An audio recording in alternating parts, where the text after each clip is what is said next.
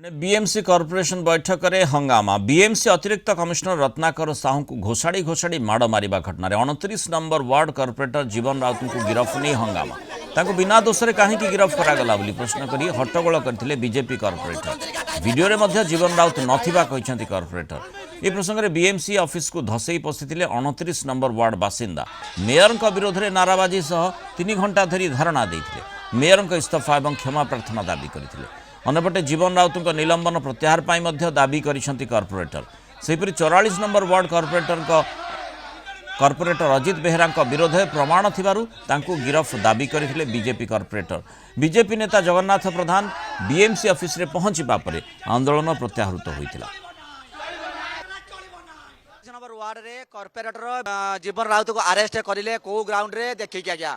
आपण देखंतु Sulochana madam mayor madam एठी उपस्थित थिले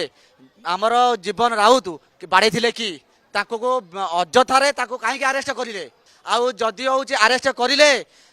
44 नंबर वार्ड रे बीजेडी कॉर्पोरेटर से भी मार मारी थिले ताको काहे अरेस्ट कलो नाही। मोर आज 29 नंबर कॉर्पोरेटर जीवन राउत को बिना दोष रे 15 दिन भितर पूरे से प्रतिवाद में मेयर को कैफत मांगा आज आसीचु जोटा कि मेयर निजे वीडियो करते कौन वीडियो क्लिप भितर जीवन राउत नहांती आमे चाहूँ जेहेतु मेयर जानतर सब कार्य होउची मेयर आसिक क्षमा प्रार्थना करंतु जेहेतु ये बीएमसी रो कार्यालय अच्छी दैनंदिन कार्यालय कॉर्पोरेटर माने आसंती तांकर मौलिक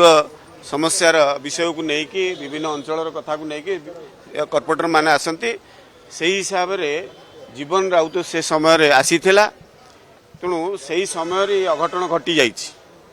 तेणु तार कौन प्रकार ए संपृक्ति नथिला डायरेक्ट बा इनडायरेक्ट रे किंतु सी